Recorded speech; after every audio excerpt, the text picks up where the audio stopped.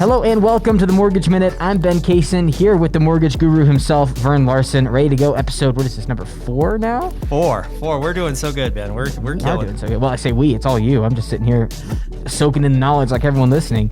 Vern Larson from Advantage Home Mortgage back with us again to talk about some common mistakes with home loans. So this is a big, important topic. We've got a lot going on with that. Right. So our first few shows have covered about getting that credit ready, getting ready to buy the loan. So everybody that's coming in is ready to go now. So they're out there, they're finding those homes, they're getting under contract. Well, we don't want to be under contract and then have a problem with the loan. And so a lot of times we have a lot of common mistakes that people make.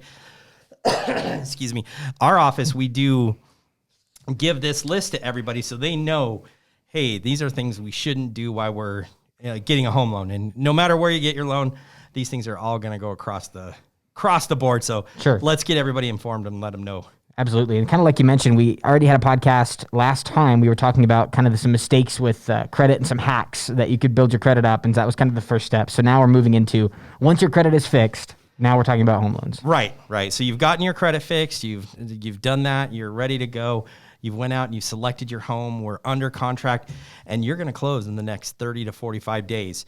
But there can be some things that stop you along the way. So we don't want you to run into that. We don't want you to find your dream home and then not be able to finish the transaction. So that's what we're going to talk about today, is just some common things that people make mistakes on, and we'll make sure you know what not to do. For sure. Well, let's go ahead and get on into it. What are some of the common mistakes that we need to look out for? Some of the common mistakes that people make have a lot to do with the credit again. And so a big thing is taking out an additional loan while you're in the mortgage process. So during the mortgage process, we don't actually pull your credit again, okay? But we do kind of a soft feeler to see if there's any new debt out there. So if you went out, the weekend before you were supposed to close and you bought a vehicle, you're like, oh, I need a truck because I need to move my bed. And you go out and you buy this truck. Well, we're going to know about it. And then that could really hurt your loan because it could affect your debt to income ratio. And we're going to talk about some more of these things later on in some of the podcasts. But yeah, if you owe more money than what you make, then it's going to be a problem for your home loan. Sure. So do not go open any new loans. Now, appliances are on sale. Vern, it's Black Friday. Like, I've got to go get this fridge. Like, don't do it. Like, trust me, don't do it. If it's an emergency, call your loan officer. Let them know, hey, my transmission went out. I have to put this on my credit card. Is it going to be okay? And then we can run the numbers and let you know if it's going to be an issue, or, hey, you really need to borrow that money for your transmission from your mom or dad. We can't have you doing this. So that's always a thing to do. So watch out for that. No new loans while you're doing your home loan. No new loans. And you mentioned debt to income ratio. Can you tell us real quick what that means? Yes. So most loans have a debt to income ratio requirement where it's a portion of what you make on your gross earnings versus what you're paying out monthly.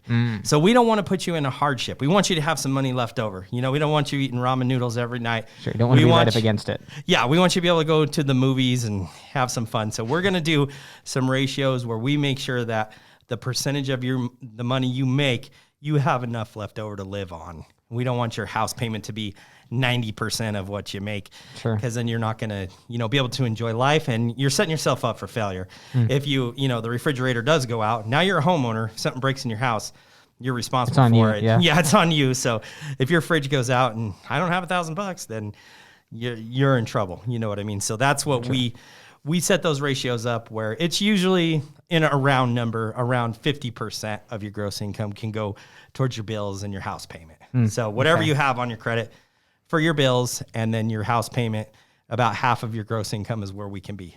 Okay, there you go. So that's debt to income ratio. So you mentioned don't take out other loans whenever you're in the process, and you've already got it approved. Perfect. Yes, because people think, well, they'll never know. We know. Trust me, we know. We're going to find out. So do not go buy a car. Do not go buy appliances until you close. Once you close, the next day you're good to go. Perfect. Sounds good. What are some other things that we need to avoid whenever going through that process? While you're in the process, we have some people that do refinances and things like that. And even when you're purchasing, you don't want to miss any payments.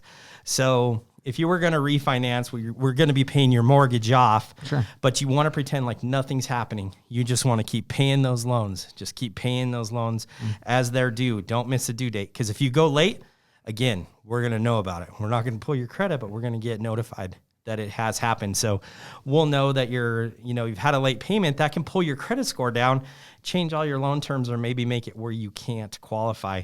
So again, just pretend like nothing's happening. Keep paying your payments on time and never miss a payment. Never go over 30 days late on something, because that's when it'll hurt your credit. Even your mortgage has a grace period. You're going to be due on the 1st, late on the 15th. So you have a 15-day grace period. Get it there before that. Even between the 15th and the 30th, you just have to pay the late fee, and it's not going to hurt your credit. But day 31, once you're 30 days late, it's going to hurt your credit significantly. So get that payment there before the 30th, no matter what, at all costs. But never miss a payment over, a few days if you can. Gotcha. So just keep paying up on the stuff that you've got going. Don't just stop because you have a home deal coming. Right. Exactly. Keep it paying. Keep it going. If you miss a payment, we're going to know about it. It may hurt your score. May hurt your chances of either buying or refinancing on that home. That makes sense. Yeah. Okay. All right. Let's move on to the next one. What else am I avoiding here? You're going to avoid racking up that credit card debt. So again, a lot of this is to do with the credit, because we're going to kind of know. Sure. Just don't go, I'm buying a house, let's go to Vegas and party and celebrate. And, don't run those things up. We're going to know. So just whatever your credit is in, try to keep it there. Don't try to, don't try to pay things off. Don't try to, do anything. Just try to keep it level until you close. Okay. Once you close, whatever you want to do, you can do. Gotcha. Okay. So basically just like tread water while you're going through the process. Right. And then the next big thing we have problems with a lot of times is people, we tell them, okay, you're going to need, let's say you're doing the CHAPA. So you need $1,000 down, plus you're going to need $1,500 for your closing costs. So you need $2,500. Okay. And they may have like $5,000 or $6,000 in their savings account, and they're like, great, I only need $2,500. Let's go. Let's spend this money and do this and do that. Again, wait till you close, because some things happen. Like maybe your debt to income ratio is 51%. We need it to be 50. So we're going to ask you to pay off one Visa card of $700. And if you've already spent that money, you don't have it. Just again, stay level. If you have the money in the bank, hang on to it. It's only 30 days. Keep it in there. But we've had people just completely deplete their savings and then end up needing it, or for whatever reason, there's appraisal issues. The house didn't quite appraise. The seller now wants you to pay your own closing, but you're getting $5,000 off the house, and you need that money, but you went ahead and spent it. So there are a lot of scenarios that pop up in these things. So keep your money, if you have some, available. I feel like a lot of these have to do with like patience, and I see it like that. Like like you mentioned, like with credit card debt and like blowing your savings, it's just wait those 30 days. Just wait it out. It's only 30 days, and if you come to us, it's even going to be quicker normally. So 15, 20 days is all you really need to do. Is just hang tight. Okay. But I bet, Ben, at least once a quarter we lose a deal to one of these things, even though we let people know, don't do these things. It still happens, and life is life, and I can think of one on the next one that we've lost. And I know with COVID, a lot of people are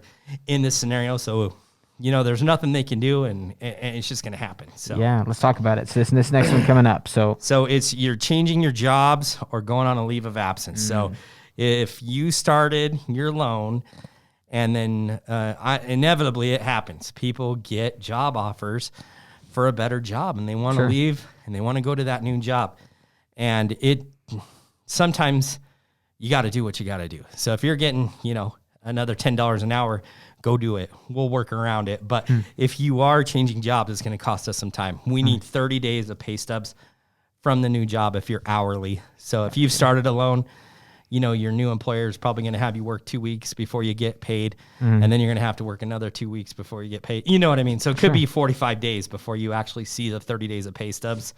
So that's something that can create an issue. So if you're in a job and you're not needing to move, or you can move after you close, that's what I would do, is try to get closed before you do it. But if you do need to move, be prepared. We can work around it. We just need to know. Yeah, so you're like saying like weigh the risk versus the reward of like getting a new job, right? So like if you're doing the if you get a new job offer, right, and it's not that much better than where you're at, maybe try and wait and try and find something else because you might lose the house because of that. Exactly. But if it's something that's great, we'll work around it. We'll work around it. And if the other scenario that happens a lot is people get on a salary job, and then all I really need is the offer letter and the acceptance of the offer letter, and it's an immediate. So there are scenarios where we can make it work pretty quick and pretty easy. So if you're getting a salary where they're going to say, hey, we're paying you $5,000 a month no matter what, then we're going to be okay with that. And it's more on the hourly where you're going from 15 to, $16.50 an hour. That's going to be a problem. Yeah. And so obviously I would assume that this also applies to if you are forcibly removed from the job, right?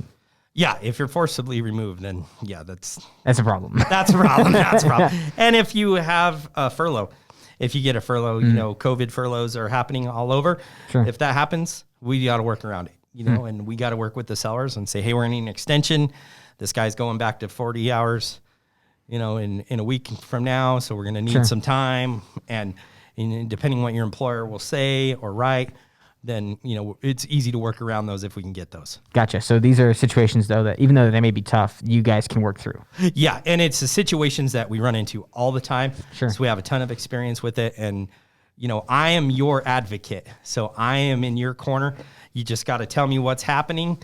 And I'm pretty sure I'll say that I've seen this scenario before and you're not going to surprise me and it's not going to be something new. And then I've probably seen it and we can work around it. There's always that one person that shocks me, something new. But for the most part, I've probably seen this scenario and I'll be able to work around it. So just let us know what's happening. And then we'll decide what's going to work best. Gotcha. Sounds good. So like you said, job stability if you can, and then figure out, if you are getting a better job, we'll figure it out. That sounds like the main figure it out. Yeah. But if you're going from $12.10 to $12.12 an hour, let's not do it. Let's just get the loan done. Just wait to get your house done. So let's get the loan done first. Smart. Okay, so that was part 2 of the Mortgage Minute podcast. Thank you so much for joining us. Again, we were talking about the mistakes that people make whenever they're talking about mortgages and going through that process. If you want to know more about Vern and what he does, as you can tell, he's a guru in this stuff from listening to him. You can check him out by looking at Advantage Home Mortgage online at Facebook and Instagram, as well as finding his number on there and giving him a call, and check him out. He's a really nice guy. And also, you can see part 2 of this podcast. We'll be going through the rest of the things you need to avoid. That'll be coming out next week right here on our Mortgage Minute page. That's going to be on Spotify and Apple Podcasts. Thank you so much for joining us. Have a great rest of your day.